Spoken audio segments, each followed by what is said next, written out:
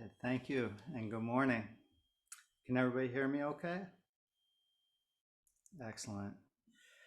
Uh, it is wonderful to see so many faces, and I'm just going to take a moment to look through the gallery view again. Yeah, beautiful. So many people I haven't seen in person in a long time, new faces and dear friends, and it's wonderful to see you. For those of you who don't know me, my name is Fugan, and as Joshin Roshi said, I'm joining you from Hyannis Zendo on Cape Cod, and we're an affiliate of the Village Zendo, one of a few different satellite groups here in the sort of hinterland. And we just finished up a short session last week. It was actually more of a weekend retreat, what we called a mini session up in New Hampshire at High Meadow Farm. And this was the place of very cooling breezes. Right now, the Cape is not so cool. We're in the midst of a heat wave as well and a drought, and it is extraordinary. But up in New Hampshire, we sat a beautiful weekend together with friends. Um, it was joyful, and it was simple and deep practice. And we sat in a space that was created by our Sangha members, Shitoku and Yudo, who many of you know. And they've created this wonderful retreat center full of amazing energy. Um, we had a lot of zazen, but it was relaxing, and there was a wind blowing up from the valley into this hilly or mountainous center. We did liturgy. We connected to New Hampshire Sanghas and sat with Enkyo Roshi's Dharma sister, Mujo. And we had great food cooked by Shitoko and Yudo. We did orioke. It was a wonderful weekend. And even in that kind of very small space, a lot of work went into it, a lot of planning, efforts that extended for months beforehand and went well beyond the people sitting there. And so today, of course, is the last day before Ango begins. And tomorrow night, we're going to start Ango with our Dai session, the 10-day big session that we traditionally do, but haven't had a chance to do in person for 3 years. This is our first session in person with the Village Zendo. And the planning for session and for Ango, of course, is much bigger than a simple little weekend that we did. This planning happens over many months, even a year or more in advance, the conversations are started. And over all that time, the teachers at Village Zendo, our Shuso, our practice leader, Shugo, and many, many Sangha members have been planning and organizing, emailing back and forth, strategizing how to do this session in this very turbulent moment. And for a lot of weeks, many of us who are not directly part of the planning have also been thinking about what Ango will look like, from our own perspective. What will it be like after so long of not having had a chance to sit sesshin or to come together? Or if you're doing Ango at home, how will you shape your Ango practice, your period of peaceful dwelling? Here in Hyannis Zendo, we've begun reading the text together and considering our Shuso Shugo's questions to help us deepen our commitment during this Ango period.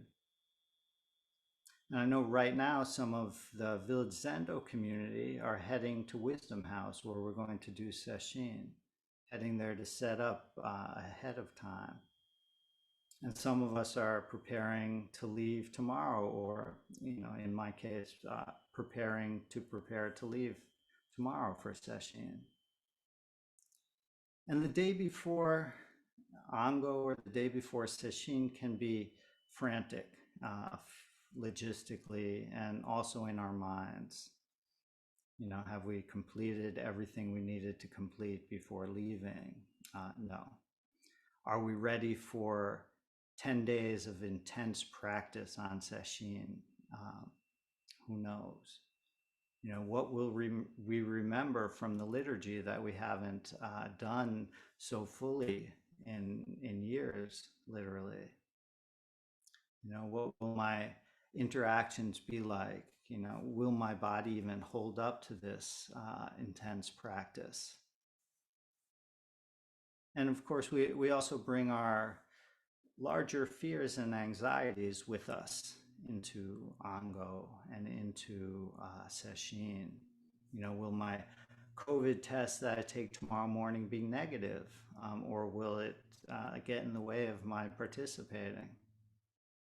What are the COVID precautions going to be like? Sitting with a mask day after day. How hot will it be with the windows open? And of course, what's going to happen outside Sesshin with the politics and the war and the climate, right? Especially if I'm not there keeping track moment by moment. What's going to happen? So this day before can be quite daunting, exciting, maybe hopeful. But what is this experience? As Shugo wrote in his letter, he was describing a moment in his travels to London when he stopped and sat. He said he had a sense of expectation. He wrote, something was about to happen, and something is about to happen. Something is always about to happen as our lives unfold moment by moment. Right? Something is always about to happen as our lives unfold moment by moment. So today is, yes, the day before Ango, and it's also simply today. Huang Po asked the assembly, if you go traveling around like this, where will you have today? Right? Traveling around, searching for the truth, for something to fulfill you, someone to show you the way, or traveling around in your mind in preparation for tomorrow, right? We get stuck in today is the day before, but where will we have today? So this morning, our low tide was at around 3:30 a.m. And out here, we keep the tide in mind, for a few different reasons. But for me, low tide is a great time to get out to one of my favorite beaches, which I've talked about a few times before. And so early this morning, I got out to this isolated strip of sand and a very low dune with seagrass that separates a saltwater marsh on the north from the Atlantic Ocean to the south. And it was already pretty hot and very humid, as it's been out here for weeks. And before I left, I saw the air quality warning as bad air today, right? It's a little dangerous. And these are stark reminders that climate change is happening, right? Climate disaster is here, and we are not meeting the challenge. And it's heartbreaking. And at the same time, early this morning, it was marvelous. To the south and the ocean side, waves, vastness. Over the dunes, these dark pools and grasses blowing in the wind. Right, a black sea and the stars fading out as the dawn approached. I saw silhouettes of great blue herons in the marsh, right? These are the most elegant birds that I see around here, and they have voices like a rusty door creaking open. A few piping plovers are still out there, loads of seagulls, of course. The terns, the least terns especially, diving after me, making sure that I don't think about heading towards their nests. There was also a flock of geese sort of lounging haphazardly on the beach. And then after I had passed them, they flew by in this beautiful formation, just inches over the water. And then as I headed home, facing east now, I watched the dawn gathering, right? The darkness disappearing. And for the last few mornings, I've been thinking about a wonderful Mary Oliver poem from her book, House of Light. And this is called The Buddha's Last Instruction. And I'd like to spend some time this morning looking at this Mary Oliver poem.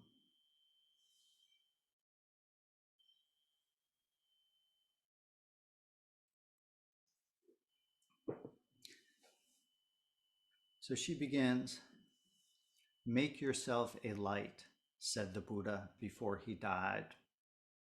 I think of this every morning as the east begins to tear off its many clouds of darkness to send up the first signal, a white fan streaked with pink and violet, even green.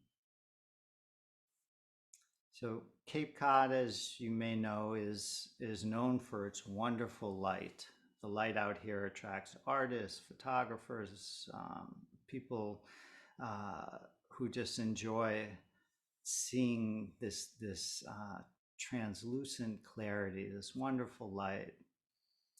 The name of the Wampanoag tribe, the original inhabitants of this land, translates as people of the light. Sorry, people of the first light. And in this case, first is because we are so far out on this spit of land out in the Atlantic Ocean. So the sun rises here first, but also first, I think, in the depth and clarity of the light, right? This bit of land surrounded by ocean. And so Mary Oliver spent many years wandering the outer Cape, watching, looking, bearing witness, and sharing her insights through her brilliant poetry. As she wrote in her poem, Yes, No, which is the title, she said, "To pay attention, this is our endless and proper work." Right? Wonderful instruction for us as Zen students. To pay attention, this is our endless and proper work. Make yourself a light is how she glosses the Buddha's last instruction.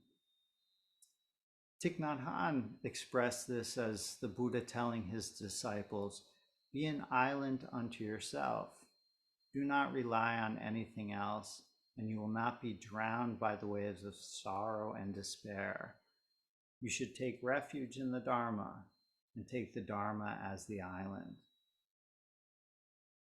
But right now, Mary Oliver's gloss, "Make yourself a light," seems to reach both inward and outward without any kind of closing off.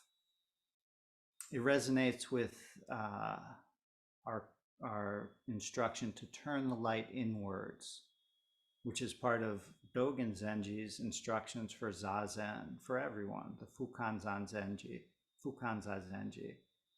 He wrote, "Take the backward step and turn the light inwards." Now, this is exactly our instruction for Ango. This light is, of course, you looking at you. Or, as we might say in line with Koun Eijo's work, the Komyozo Zanmai, which is our study text this summer, we might say, practice luminosity. And in this work, our study text is often translated as the practice of the treasury of luminosity, or we could say the samadhi of the treasury of luminosity, or even being immersed in luminosity. And Koun Ejo describes luminosity as the practice of sitting under the open sky, weightless as a flame. Right? It's beautiful, and importantly, it's a practice. Right? We have to commit to it. As Koun instructs, just throw body and mind into the great treasury of luminosity and don't look back. Right? Totally immersed. The other day, Ryoshin reminded us that you can't understand zazen by thinking about zazen. You just have to sit down and practice. Which makes me think of an expression I heard the other day, and I can't stop repeating it because it just so tickles me. In a ham and eggs breakfast, the chicken is involved, the pig is committed. Right? So throw body and mind into the practice of luminosity. Commit to it. Don't look back. Dogen wrote, when even for a moment you sit upright in samadhi, expressing the Buddha mudra form in the three activities, body, speech, and thought, the whole world of phenomenon becomes the Buddha mudra, and the entire sky turns into enlightenment. Right? When we engage luminosity with this triple gate of body, speech, and mind, right? This isn't the imagined body, a golden Buddha body, or some healthy version of our body with no ailments that we'd like to think we'll have someday. This is this body right now, all its aches and pains and tiredness and imperfections. Right? The body, the mind, darting here and there, leaping, like a monkey in the trees, our monkey mind. And speech, communication, our expression, which sometimes is clear and, for most of us very often is flawed. So this open, illuminating sky that Koun and Dogen point to includes all this. It is in sitting, in the step backwards, and in each step. As the text beautifully puts it, this step, all are walking, this step, all are the walking of luminosity. Right? So this is not instructions to some quiescent state of mind. The practice of luminosity requires action. Right? This step, preparing for Ango. Right? This step, jumping into Sesshin. This step, making breakfast. Taking care of family and friends. Organizing a retreat. Right? This step, thinking about our carbon footprint and how we can reduce it. Working towards climate justice in our neighborhoods and communities. Right? This step is speaking what we perceive to be the truth, speaking up and speaking out against injustice, volunteering our time and energy, our skills. So the luminosity of the Komyozo Zanmai may sound at first sort of mystical and otherworldly, right? Like the term enlightenment, which we tend to avoid talking about in Zen. Luminosity suggests light, but it is active. It's in our work. It permeates our messy lives. So according to Koun, in this luminosity, usual people and sages, deluded and enlightened, are one. Right? Our very own clarity and our very own confusion are included. No one is left out. And yet, he goes on, in the midst of impermanence, this luminosity is unobstructed, right? In the midst of the relative world of ango and non-ango, getting ready, worrying, letting go of worrying, luminosity is unobstructed. Forests, flowers, grasses, leaves, humans and animals, large or small, long or short, square or round, all display themselves simultaneously, free of discriminating thoughts or intentions. So on the same beach this morning, I came across what I think is a juvenile green turtle that had washed up about a week ago. She was dead and in relatively good condition the first time I saw her. And the birds, the weather, the tide, the sun have been slowly dissolving this beautiful turtle into elements, the elemental parts.